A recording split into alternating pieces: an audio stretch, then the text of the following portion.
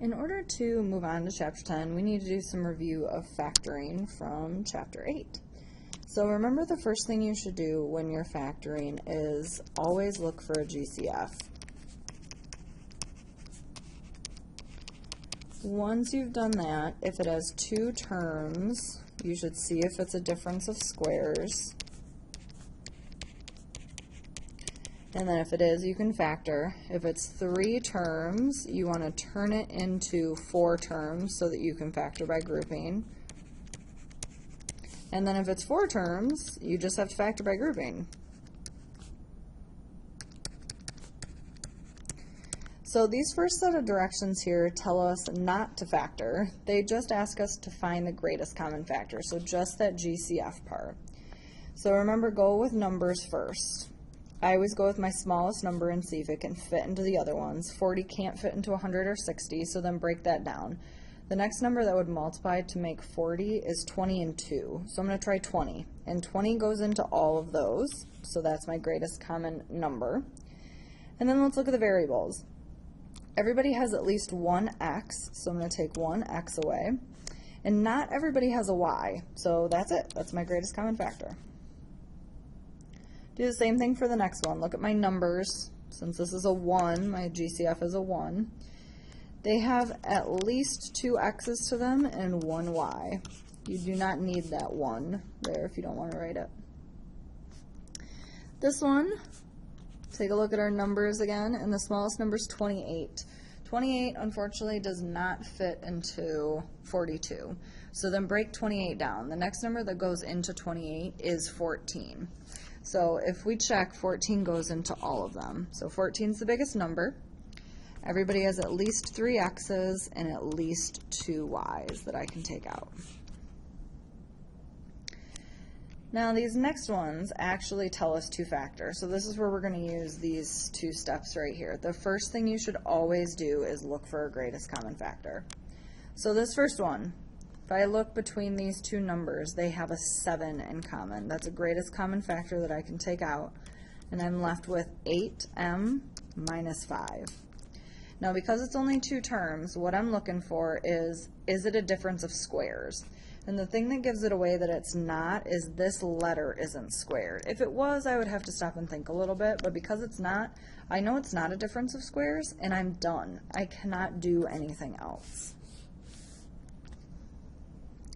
So if we take a look at number 6, I know it's out of order, but since it's up here, we'll do it. First thing you should look for is a greatest common factor. Since this is a 1 and this guy doesn't have an x, they do not have anything in common. So then if I have 3 terms, what I need to look for is to change it into 4 terms and factor it by grouping.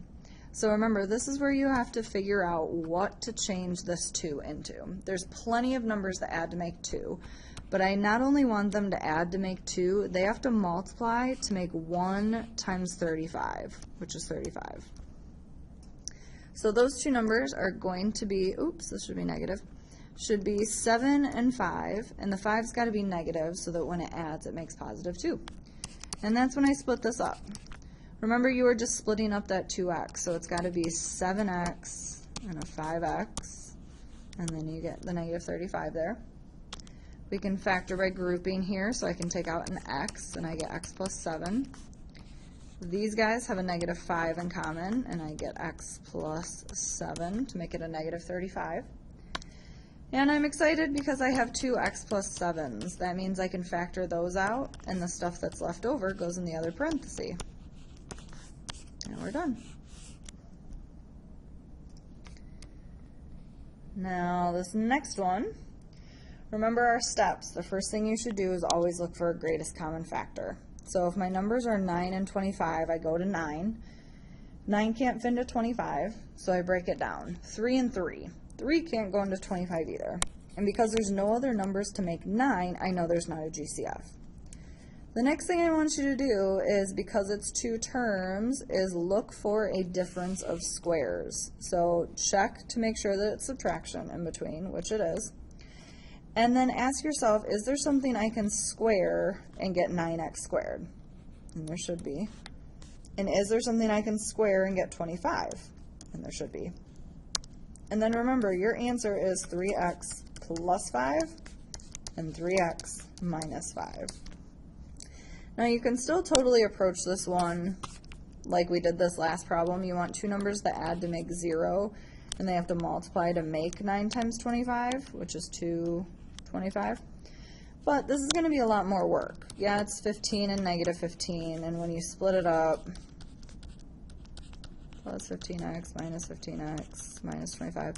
And then you can factor by grouping and you'll get the same thing, but memorize your differences of squares. It'll make your life way easier. Last problem on this page. First thing you should always look for is the greatest common factor.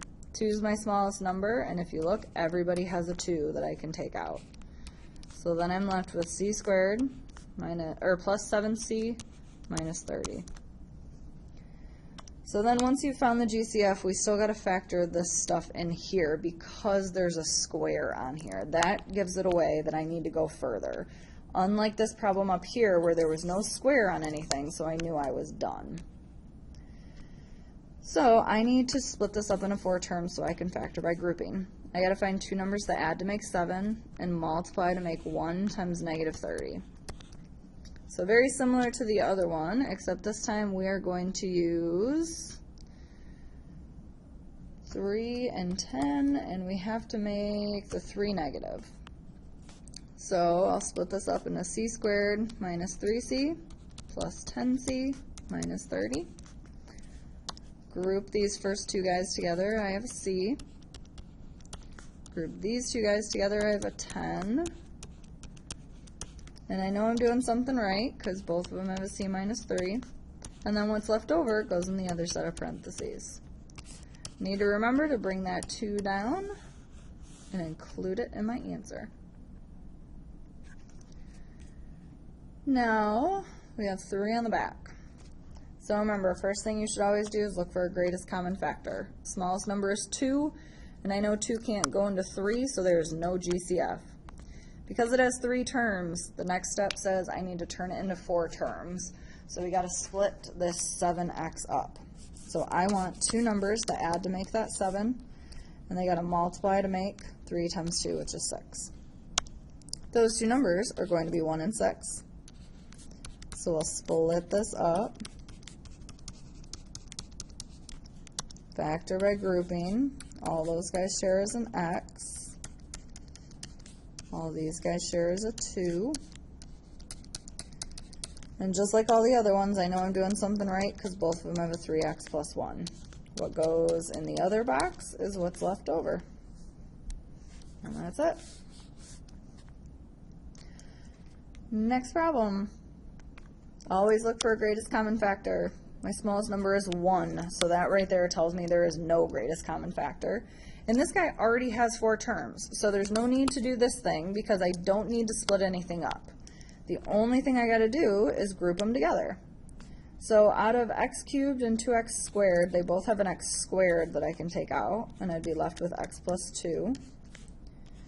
These guys share an 8, so I'll factor that out, and I'll be left with x plus 2.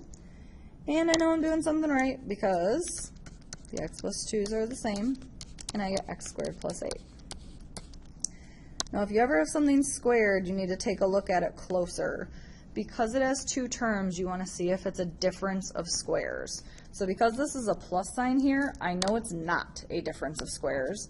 And I know there's nothing I can square to get 8. So double whammy, that means I'm done with this problem. Box it up. Last problem. Step 1, always look for a GCF. 4 is my smallest number, and 4 does not fit into 9. The next smallest number that fits into 4 is 2, and that doesn't fit into 9, so there's no GCF. So just like the last problem, it had 4 terms, so all I need to do is group these guys up. I can take out a 4, and each of them have 2 x's. I need one more x to get 4x cubed, and I need a plus 1 to give me 4x squared. Do the same thing with the next ones. I can take out a negative 9, and I'm left with x plus 1 again. Just like every single problem, I end up with the stuff in the parentheses and then the stuff left over. So just like the last one, we need to look at this thing with this squared on it. I need to check to see if it's a difference of squares. So we got one thing going for us, it's subtraction. And is there anything I can square to get 4x squared? There is 2x, and to get 9 would be 3. So just this part right here breaks up into 2x plus 3 times 2x minus 3. And then I have to remember that I also had an x plus 1 here. So this is the most factored form of this problem right here. If you have any questions, make sure you write them down and we can go over them in class on Monday. Enjoy your night.